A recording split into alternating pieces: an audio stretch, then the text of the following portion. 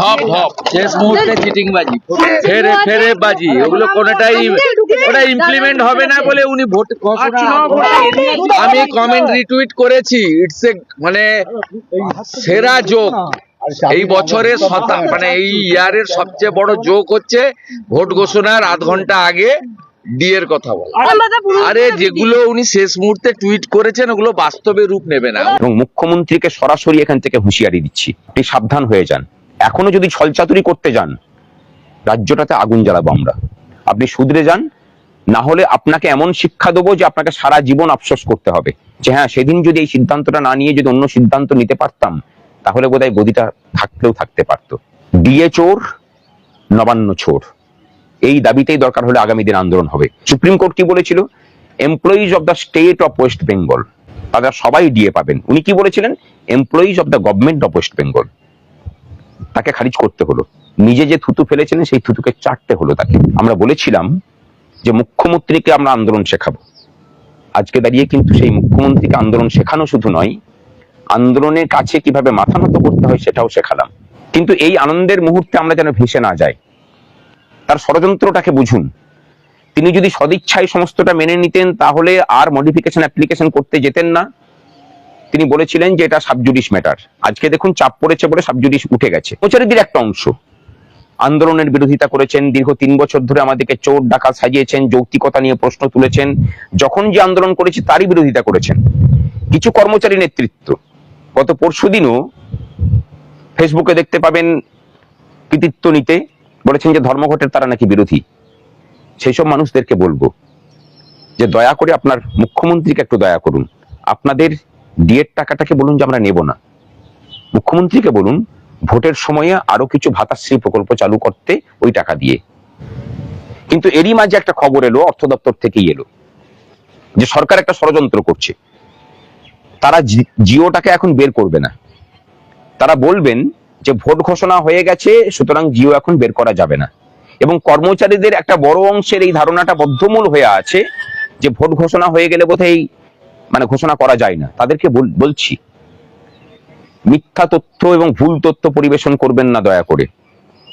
Supreme কোর্টের নির্দেশ, সেই নির্দেশ ভোট ঘোষণার আগে হয়েছে, তার সাথে ইলেকশন ঘোষণার কোনো সম্পর্ক নেই। ইলেকশনের কোড অফ কন্ডাক্ট লাগু হওয়ার কোনো সম্পর্ক নেই। যে কোনো সময় সুপ্রিম কোর্টের রায়কে মান্যতা দিয়ে তাকে লাগু করতে কোনো বাধা প্রতিবন্ধকতা নেই। এই মিথ্যাচার এবং এই ষড়যন্ত্রটা নতুন করে মুখ্যমন্ত্রীর উপদেষ্টা স্বরূপ যারা 14 তলাতে বসে আছেন তারা করছেন, আলাপন বন্দ্যোপাধ্যায় অ্যান্ড কোম্পানি। আজকেই বিধানসভার ভোট ঘোষণার ঠিক পূর্ব মুহূর্তে আমরা দেখলাম যে মাননীয় মুখ্যমন্ত্রী তিনি ঘোষণা করছেন যে সুপ্রিম কোর্টের রায় মেনে 2009 রূপার যে বকেয়া মহার্ঘ ভাতা, সেই ভাতা সমস্ত স্তরের কর্মচারী পেনশনারদেরকে দিয়ে দেওয়া হবে। এটা কোন মুখ্যমন্ত্রী ঘোষণা করছেন? যে মুখ্যমন্ত্রী বিগত 3 বছর ধরে সংগ্রামী যৌথ মঞ্চ যে লড়াই চালিয়ে যাচ্ছে, বিগত 3 বছর ধরে একটা মুহূর্তের জন্য তাদের সাথে দেখা করে সমস্যা সমাধানের জন্য কোনো উদ্যোগ নিতে পারেননি বা সদিচ্ছা দেখাননি, নিজের অহংকারের বহিঃপ্রকাশ স্বরূপ। এটা সেই মুখ্যমন্ত্রী যিনি তার সরকারকে চেষ্টা করিয়েছেন সব সময় যাতে করে কর্মচারীদের মানে অধিকারগুলোকে কিভাবে হরণ করে আরো বেশি বঞ্চিত করা যায়। আর তার উল্টো পক্ষে আমরা একদম নিরীহ সরকারি কর্মচারীরা যারা শত ধারায় মানে বিচ্ছিন্ন হয়েছিল তাদেরকে সংঘবদ্ধ করে সংগ্রামী যৌথ মঞ্চ বিগত 3 বছর ধরে লড়াই চালিয়ে গেছে। আমরা মামলায় যুক্ত হয়েছিলাম যে সেই মামলাটাকে ত্বরান্বিত করে সেটাকে লাগু করানোর জন্য। গত পরশুদিন সমস্ত কর্মচারী ঐক্যের বহিঃপ্রকাশ স্বরূপ সর্বাত্মক ধর্মঘট দেখেছে। সেই ধর্মঘটকেও বিদ্রূপ করেছেন তৃণমূলের যিনি মুখপাত্র ছিলেন তিনি। আমরা বলেছিলাম যে ধর্মঘট সর্বাত্মক। আজকের ঘোষণা সেই ধর্মঘটের সর্বাত্মকতা, আমাদের আন্দোলনের যে পেনিট্রেশন এবং চাপটা যে জায়গাতে পড়েছে সেই সমস্ত কিছুর বহিঃপ্রকাশ স্বরূপই হয়েছে। আমরা বলছি, এই রাজ্যবাসীকে বলছি যে নিজেদের অধিকারের জন্য লড়াই করার জন্য কোনো রাজনৈতিক দলের ঝান্ডা ধরার যে আবশ্যিকতার কথা শোনানো হয়, কোনো আন্দোলন নাকি অরাজনৈতিক হতে পারে না, সেই সব বলা মানুষগুলোকেও গালে 2 থাপ্পড় দিয়ে শেখালো যে লড়াইটাকে যদি লড়াইয়ের মতো করে লড়া যায় এবং যদি লাগাতার সেই লড়াইয়ের পিছনে পড়ে থাকা যায় তাহলে আপনার প্রতিপক্ষ যতই প্রবল প্রতাপান্বিত হোক না কেন তাকেও পরাজিত করা যায়। আজকের জয় এই রাজ্যের মানুষের জয়। আজকের জয় এই রাজ্যের মানুষের প্রতিনিধি হিসেবে, শিক্ষিত মানুষ যারা, তাদের প্রতিনিধি হিসেবে যারা সরকারি কর্মচারী হিসেবে কাজ করেন তাদের যে নাছোড় মানসিকতা লড়াই, সেই লড়াইয়ের জয়। এই লড়াই চলবে। অনেকে জিজ্ঞাসা করছেন যে এরপরে কি হবে। বাঘ যখন রক্তের স্বাদ পায় তখন তার তেজ আরো বাড়ে। আমরা বুঝতে পেরেছি যে আমাদের লড়াই সঠিক জায়গাতে আছে। সুতরাং এই রাজ্যের ছেলে মেয়েদের জন্য শূন্য পদে নিয়োগ, অস্থায়ী কর্মচারীদের স্থায়ীকরণের দাবি, এই দাবি আরো তীব্রতর হবে। এবং তার সাথে সেই সব লোকগুলোকে আমরা একটা কথা বলতে চাই যে যারা ধর্মঘটের বিরোধিতা করেছেন, আন্দোলনের বিভিন্ন সময়ে বিরোধিতা করেছেন, তারা মুখ্যমন্ত্রীকে কাল থেকেই চিঠি লিখুন যে আমরা এই বকেয়া দিয়ে নিচ্ছি না, সরকারের উপর থেকে চাপ কমান আপনারা। এরাও কিন্তু সরকারি কর্মচারী, সরকারকে বিভিন্নভাবে সাহায্য করে গেছেন এই মির্জাফরের দল। এবং সেই সব কচুরিপানা সম যারা মানে সরকারি কর্মচারী সংগঠন আছেন, যারা গত পরশুদিনও বলেছিলেন যে ধর্মঘটকে আমরা সমর্থন করি না, সেই সব কচুরিপানাদেরও বলবো যে একটু সম্বিতে আসুন। লড়াই এখনো বাকি আছে।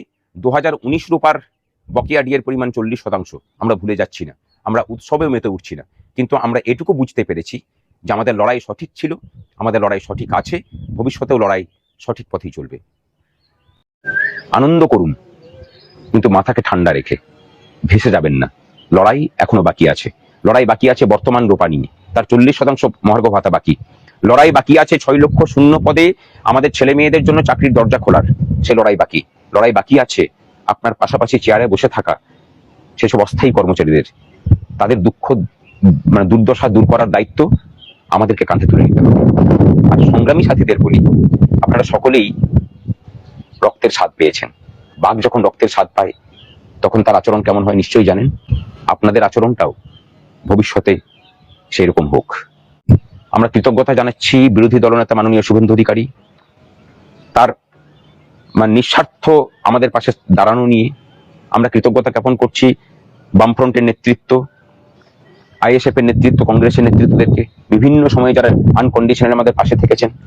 আমরা মানে কৃতজ্ঞতা জ্ঞাপন করছি এই রাজ্যবাসীর কাছে, যাদেরকে এতদিন থেকে বুঝিয়ে রাখা হয়েছিল যে ডিএটা শুধুমাত্র কর্মচারীদের অধিকার, তার সাথে আপনাদের কোনো যোগ নেই। আপনারা যোগটা বুঝেছেন, শ্রমের ন্যায্য মজুরিটা বুঝেছেন, আপনারা এই আন্দোলনের পাশে থেকেছেন। আপনাদের সকলকে প্রণাম। এবং বিকাশ বাবুকে কোনো ধন্যবাদ ওনার জন্য যথেষ্ট নয়, যদিও ডিএ মামলাতে আমাদের উনি উকিল ছিলেন না, কিন্তু বারবার করে বলছি আমরা ওনাকে পয়সা তুলে দিয়েছি। উনি যাদের উকিল ছিলেন, যারা ওনার নাম করে পয়সা তুলেছিলেন, তারা ওনাকে পয়সা দেননি। আমরা ওনাকে ফি স্বরূপ, সাম্মানিক স্বরূপ 5.5 লাখ টাকা দিয়েছি। আমরা কৃতজ্ঞতা জানাচ্ছি গোপাল সুব্রমণিয়াম স্যারকে। উনি না থাকলে এই মামলা সুপ্রিম কোর্টে আমরা জিতি না। আমাদের কৃতজ্ঞতা দিল্লি স্থিত আমাদের যারা আইনজীবী ছিলেন এবং কলকাতা স্থিত আইনজীবী মাননীয় সিদ্ধার্থ ব্যানার্জি, আমাদের প্রাণের প্রিয় বিক্রম এবং সুদীপ্ত। এই দুটো মানুষ যদি সংগ্রামী যৌথ মঞ্চের মাথার উপরে না থাকতো, সংগ্রামী যৌথ মঞ্চের অস্তিত্ব থাকতো না। যে ষড়যন্ত্রের জাল সরকার বিভিন্ন সময়ে বুনেছে, শুধু এই দুটো মানুষের জন্য আমরা সেগুলোকে ছিঁড়ে বেরিয়ে এসে এখনো পর্যন্ত মাথা উঁচু করে দাঁড়িয়ে আছি। আপনাদের সকলের কাছে সমস্ত কর্মচারীদের পক্ষ থেকে আমি প্রণাম নিবেদন করলাম। সকলে ঐক্যবদ্ধ থাকুন, ভালো থাকুন। আর পরিশেষে সেই সব কর্মচারী সাথীদের জন্য যারা গত পরশুদিনও ধর্মঘটের বিরোধিতা করে দপ্তরে দপ্তরে গিয়ে সই করেছেন, ছাত্র দরদ দেখিয়েছেন, এমনি সরকারি অফিসে গিয়ে মোবাইল ঘাটেন, মানুষ দাঁড়িয়ে থাকে, কিন্তু সেই দিনে নাকি আপনাদের কর্মের তেজ বেড়ে গেছিল, তাদেরকে বলবো আরেকটু প্রেম দেখান মাননীয় মুখ্যমন্ত্রীর প্রতি। বলুন যে এই বকেয়াটা আপনাদের চাই না, অর্থের সংকট আপনাদের ভাষায় নাকি আছে, মুখ্যমন্ত্রীকে দান করুন, তিনি আরো কিছু ভাতাশ্রী চালু করুক। আপনাদেরকে কিন্তু মুখ্যমন্ত্রী মাথায় তুলে রাখবেন, আপনারা যেভাবে রেখেছেন ওনাকে ঠিক সেভাবে।